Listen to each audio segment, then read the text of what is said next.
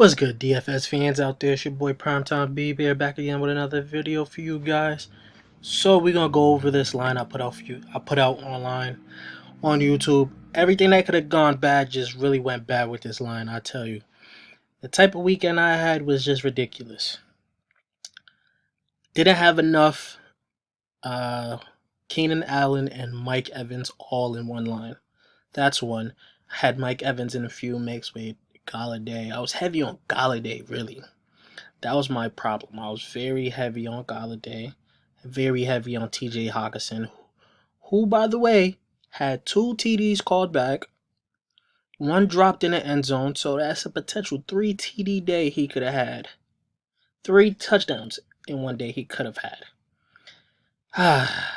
What can I say? Things that just go bad, right? What else we had?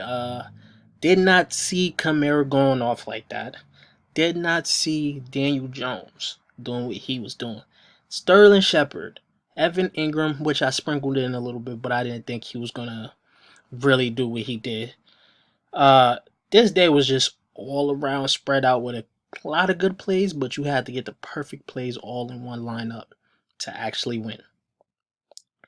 Things were just crazy. Early in the day, I was looking pretty good, looking at this lineup here, we got Kyler Murray, Ezekiel Elliott. Ezekiel Elliott had, I think, 19 or 20 rush attempts.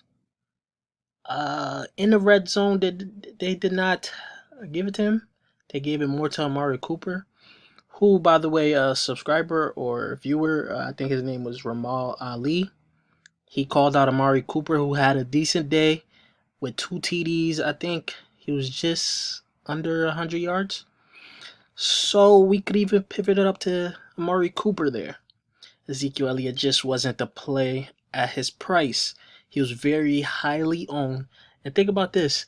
Tony Pollard even had 100 yards with like 13 rush attempts. That's crazy. We thought by the time that, I think the score was like 28 to 7. I don't even remember anymore. 31 to 6 is right there. I'm blind. 31 to 6. I thought they was just going to run the ball heavy. Yeah, what can I say about Ezekiel Elliott, man? Terrible. David Johnson was okay for his price tag, which was like 6,800. He was okay, but not tournament winning. Because you had Dalvin Cook, that was pretty good. Saquon went down. You had Christian McCaffrey and Kamara both go off. Both of their main quarterbacks were out the game, which was the reason I was off of both of them. Now we had Damiere Byrd, who did not get targeted like he did in the past 2 weeks, so it was like an outlier. So we took a dart throw with Damiere Byrd. Did not work out. Terrible. We could have just stuck with Fitzgerald or Christian Kirk, who had a deep pass dropped. He could have had a good day too. Now Kenny Galladay here is where I messed up. I was heavy on the Lions receivers. Marvin Jones, I had a lot more than Kenny Galladay in my other lineups, which was pretty good. Kenny Galladay just didn't get there. He wasn't on point. So this could have been an outlier game because he didn't really do too well. He only had 2 receptions for 17 yards.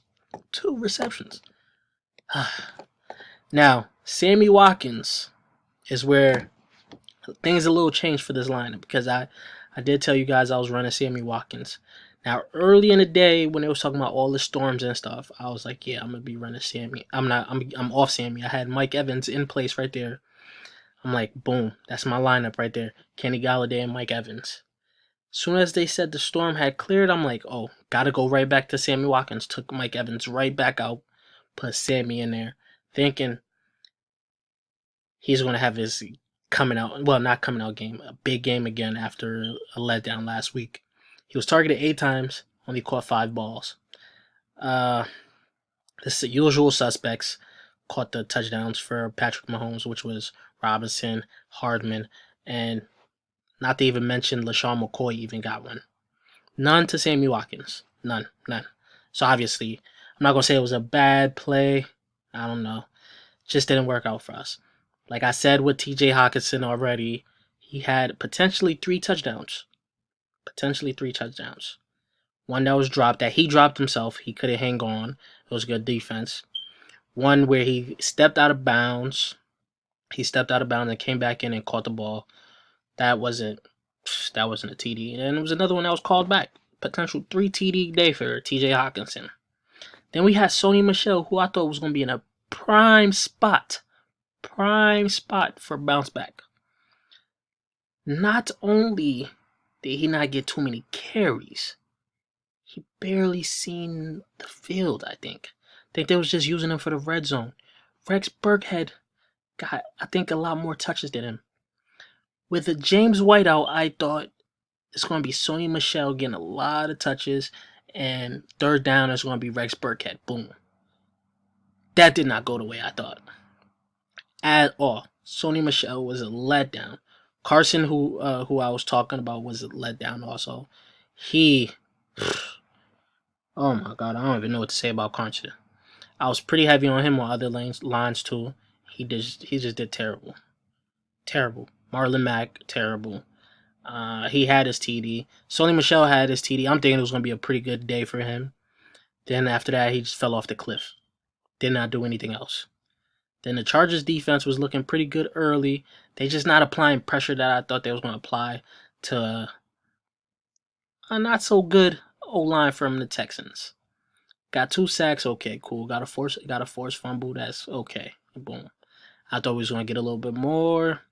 And then it turned out to be a little shootout also. So this line was just terrible as it can be. I got to have a bounce back week next week. Have to have a bounce back week next week. So I'm going to delve deep into this research. I already know. I got to keep it to my guns. Target the Dolphins, target the Giants, target the Cardinals with tight ends, because Greg Olsen went off. Greg Olsen, for the second week in a row, went off. I don't even know what else to say, man. Let me know how you guys did in the comment section down below. If you guys did pretty well, tell me where I went wrong, where you would have pivoted to, and what you expect for next week. Leave your thoughts in the comment section down below, and I'll check you guys later. All right, peace.